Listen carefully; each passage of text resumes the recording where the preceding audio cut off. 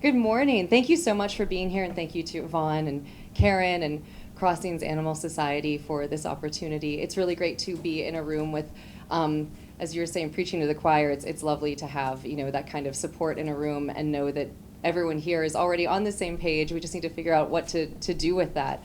So we have the funds, of course, and please support what they're doing today. I'm going to switch gears a little bit and tell you a little about what my organization does and what advocacy means for animals, why that's important, and how you can get involved with that. So my name's Shannon Dickerson, and I'm with Humane Action Pennsylvania.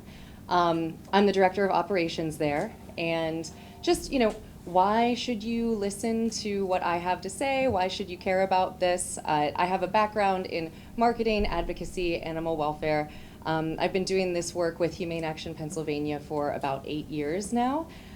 We were an all-volunteer organization, and about 4 years ago, we're able to get the funding to bring on staff. So I was the first full-time employee at my organization.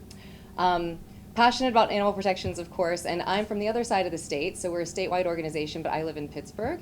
And I have 2 cats and a flock of chickens. Those are my companion animals. Pennsylvania does lack a lot of protections for those companions. And so what I want to talk to you about today and what's really important to get across is it's wonderful to have shelters. It's wonderful to have all of that on-the-ground rescue, but you can be doing other things, including advocacy for policy issues that will really help move that needle in the right direction to protect animals. So what's already been done and what has my organization worked on from a policy perspective? I'm just going to highlight a few things. We were founded in 2015, and since then we have successfully passed 26 animal protection laws. Most of those are local municipalities across the state of Pennsylvania, but Act 146 was our first really big win for animals at a state level. So it allows pets to be included in domestic violence protection orders. Or PFAs, they're called, Protection from Abuse Orders in Pennsylvania.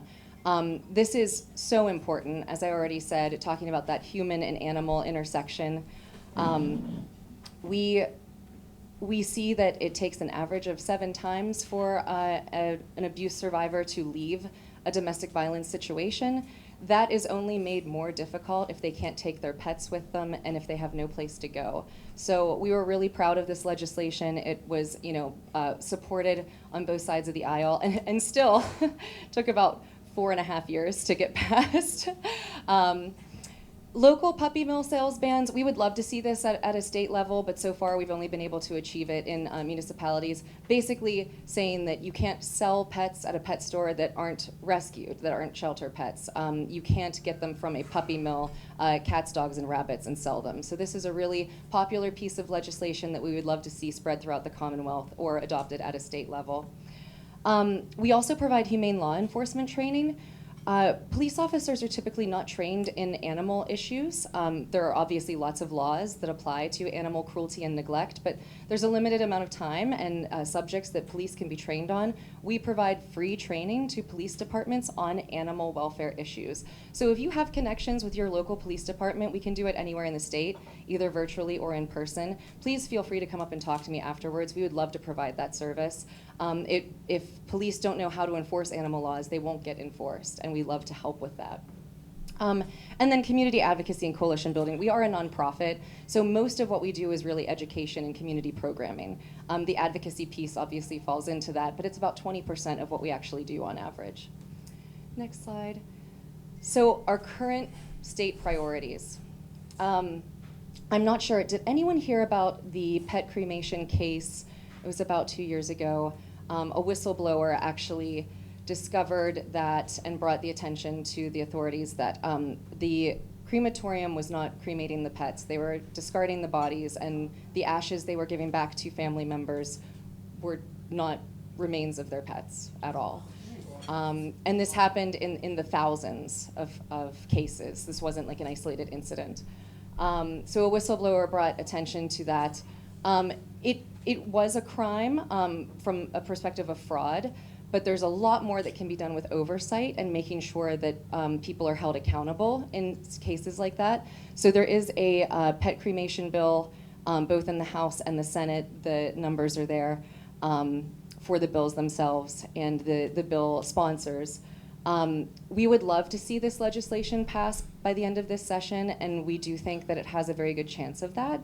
We're going to talk about how you can support these a little bit later, but I just want to educate you on some of the issues for the things that are have been introduced right now that you can support and lend your name to. Pet inclusive housing. People don't realize that a lot of times, even places that allow pets don't allow certain breeds and certain sizes. They also price people out of being able to bring their pets with them, with pet rent, pet fees, additional pet deposits. And we've done the research. There are national organizations that do this data. Pets are not doing as much damage financially as these landlords are collecting. It's actually a hugely profitable industry to allow pets in your facilities because they're making so much money off of it. So 2 different things here. We would like to see pet inclusive policies, so no breed and size restrictions. Those are not indicators of pet behavior. Just because a dog is large or just because a dog is a certain breed does not mean that it's going to be dangerous or violent or anything like that. And then we would like to see caps, reasonable caps put on exorbitant fees so that people can be able to bring their pets with them. The number one reason shelters cite as people relinquish their pets is because they can't take them with them when they move. If the things that we're talking about today were enacted in Pennsylvania, about 300,000 additional places for housing would open up to people to be able to bring their pets. And we're not even talking about making tenants or making landlords allow pets who already don't. It's just being inclusive for places that are already pet friendly. And then an animal abuse registry. So I'm sure you're familiar with the concept of a registry when someone has committed a certain kind of crime. We would love to see an animal abuse registry brought to Pennsylvania. There are actually several bills right now that have been introduced that address this issue. We are working on the language of all of them. We're not particularly happy with it because a lot of times people write bills, they don't talk to the people that it impacts. We went and talked to the sheriff's department and said, hey, here are the bills, what do you think of them? And they're like, we're not doing any of the stuff that it says here, so we're not gonna support these. So we would love to see the language updated to make sure that these are actually effective. And when that happens, and we have spoken to a representative that we think this is going to happen soon, we can get the information out to you for which bill to support there. Where am I on time? 5 minutes? Okay. I would just love to hear from you. I talked about some things that are, realistic policies that have been, pieces of legislation that have been introduced that we can support. But if we don't talk about what's realistic or what's possible and what's happening by the end of this year, what would anybody in this room like to see from a policy perspective impacting animals in Pennsylvania or New Jersey? Anyone?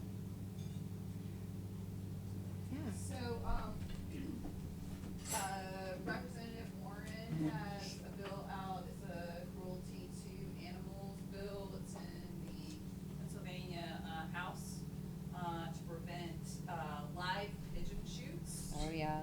People are not aware that it's one of the few states in this country that allow, everybody's heard of clay pigeons. It started with live pigeons. They're actually bringing them into the state. They're capturing them, and they're used for literally, like they're released like you would a clay pigeon just for shooting. They are illegally stolen from cities, typically. They are shipped in boxes, they are not given food or water, and then to make them fly, when they are brought to the shooting range, they electrocute them. And so it is making its way through sponsorship in the Pennsylvania House right now. And so if anybody knows people, Representative Warren represents Yardley, Newtown, Upper Makefield, Lower Makefield. But if you know people elsewhere within the state that can advocate for that, that would be greatly appreciated. And we'll talk about what advocacy means specifically here in a slide or two. So thank you so much. Anyone else have like a dream, pie in the sky? What would you like to see happen for animals? Yeah. I get emails all the time from Trent where they have a lot of pit bulls and they euthanize them.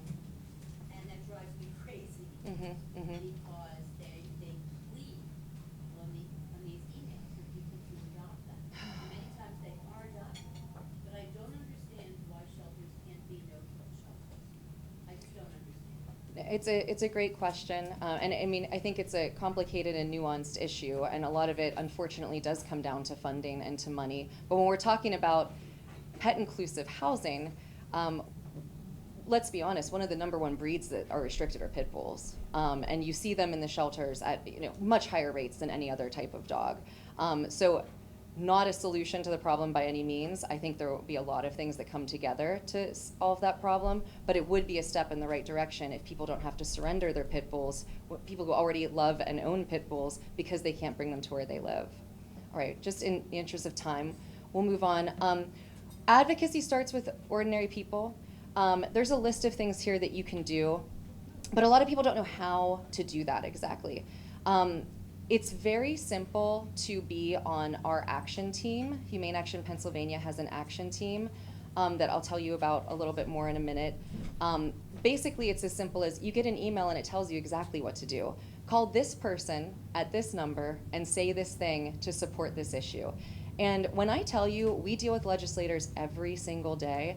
Their offices tell us 5 to 6 calls can make the difference in a bill, because most people do not take action. Most people do not make a phone call, do not send an email. You lending your voice for literally 2 to 3 minutes a month can make the difference in the lives of thousands of animals forever. That's how impactful this can be. And we will tell you exactly how to do it.